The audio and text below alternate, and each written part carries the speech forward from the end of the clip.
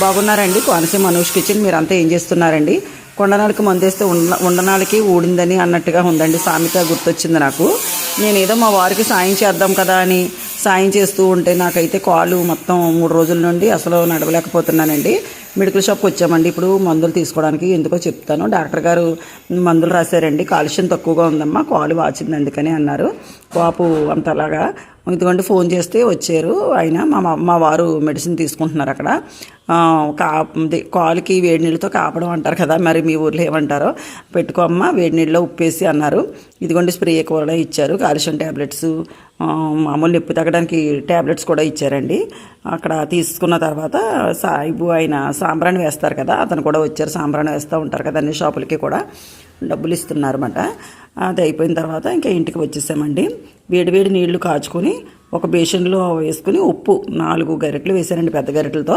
మీకు చూపించడానికి ఇంకో గరిటె వేస్తున్నాను. వేడివేడి నీళ్ళు మాట పొగలు వచ్చేస్తున్నాయి. అయినా నాకు భయం వేసి కొంచెం చన్నీళ్ళు వేసుకుని కలుపుకున్నాను.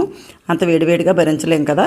కాలు అంతా ములిగేలాగా పెట్టమన్నారండి డాక్టర్ గారు. ఇంకా అలాగే పెట్టి ఒక పావు గంట వేడి చల్లారే వరకు కూడా ఇంకా అలాగే అటు ఇటు తిప్పుతూనే ఉన్నానండి నేను. ఈ పని మొన్నే చేయవలసింది, నాకు తెలియక ఐస్ వాటర్తో మా వారు ఐస్ వాటర్ పెట్టంటే ఐసు కాసుకుంటాం మొదలు పెట్టానమాట. అసలు ఏమీ తగ్గలేదండి.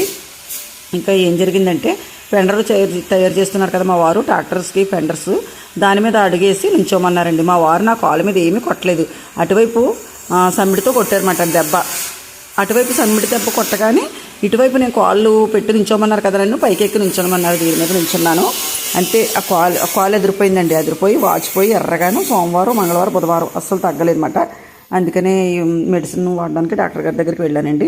ప్రతి 10 నిమిషాలకి, ప్రతి 5 నిమిషాలకి కూడా మా వారికి ప్రతిదీ అందిస్తూ ఉండాలి. ఇనుప రాడ్లని, వెల్డింగ్ రాడ్లు ప్రతి దానికి పిలుస్తూనే ఉంటారు.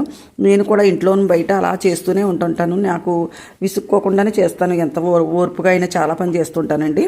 పాపం ఆయన నన్ను అనవసరంగా నిలబడమన్నాను పెండర్ మీద అని బాధపడ్డారు. పర్వాలేదులండి, మీకు కూడా తెలియదు కదా అన్నాను. పెండర్ ఇటువైపు అడుగు వేస్తే అటువైపు ఆయన సమ్మిడి దెబ్బ కొడితే నా కాలు వాచిందంటే అది చాలా ఆశ్చర్యంగా అనిపించింది. కాలుష్యం తక్కువగా ఉండడం వల్ల అమ్మ అని గట్టిగా అదిరిపోయిందన్నమాట. కాలు అంతా ఎరిపెక్కిపోయిందండి.